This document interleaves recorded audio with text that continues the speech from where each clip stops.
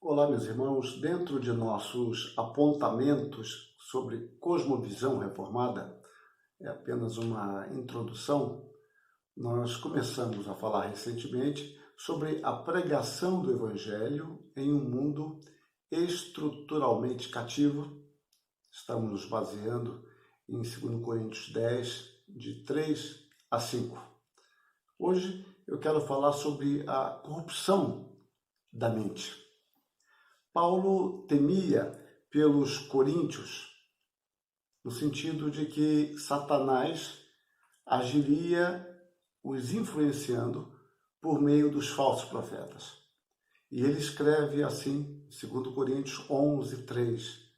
Mas receio que, assim como a serpente enganou a Eva, com a sua astúcia, ardil, truque, maquinação, trapaça, assim também sejam corrompidas as vossas mentes e se apartem da simplicidade e pureza devidas a Cristo.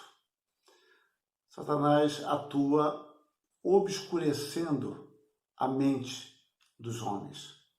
Satanás, ele tem desígnios.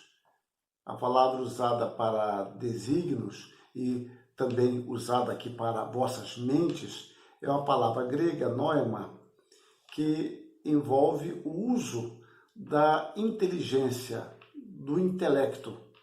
Então, ele tem os seus planos, ele tem as suas metas definidas, estratégias elaboradas, um programa de ação com variedades de técnicas e opções a serem aplicadas conforme as circunstâncias. Paulo já havia dito aos Coríntios, 2 Coríntios 4, 4, o Deus deste século cegou os entendimentos, mais uma vez a mesma palavra, noema, dos incrédulos, para que lhes não resplandeça a luz do Evangelho da glória de Cristo, o qual é a imagem de Deus. Observem, o Evangelho de Cristo, ele é resplandecente, ele é glorioso. É o Evangelho que fala da imagem de Deus, que é Jesus Cristo. Observe tudo isso. Mas esse Evangelho permanece encoberto, porque o Deus deste século cegou os entendimentos dos incrédulos. Na realidade, meus irmãos, é possível, e creio que nós conhecemos bem isto, criar uma atmosfera contrária à fé cristã, uma má vontade para com a verdade, uma estrutura de pensamento totalmente secularizada, onde não há lugar para Deus, valores e conceitos objetivos.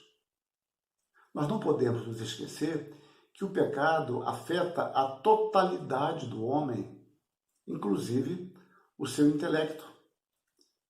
E seguindo esta linha de domínio diabólico, de influência, onde nós rejeitamos a verdade, rejeitamos a palavra de Deus, rejeitamos o Evangelho, nós criamos um universo de valor privado, onde a verdade é de cada um dentro dos significados subjetivos, circunstanciais.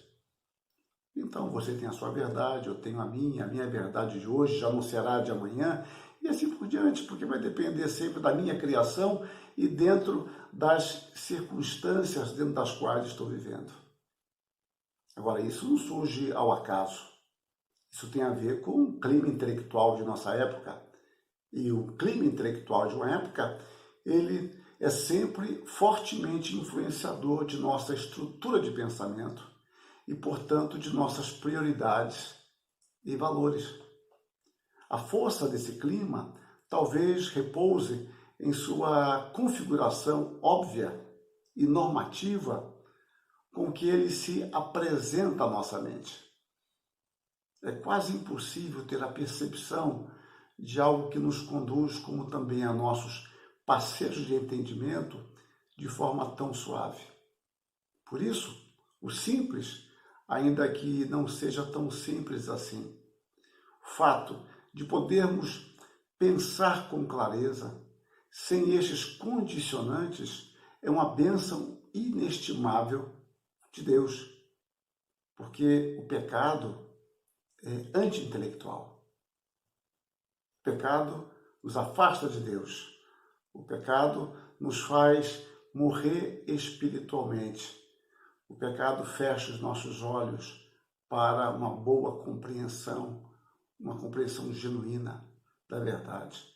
Paulo sabia o que estava dizendo porque ele mesmo foi um perseguidor do Evangelho e ele temia pela ação de Satanás. Mas Paulo, sob a direção de Deus, tinha armas poderosas para lutar contra isso, para instruir os seus ouvintes, a sua igreja. Mas este é assunto para o próximo vídeo. Que Deus nos abençoe. Amém.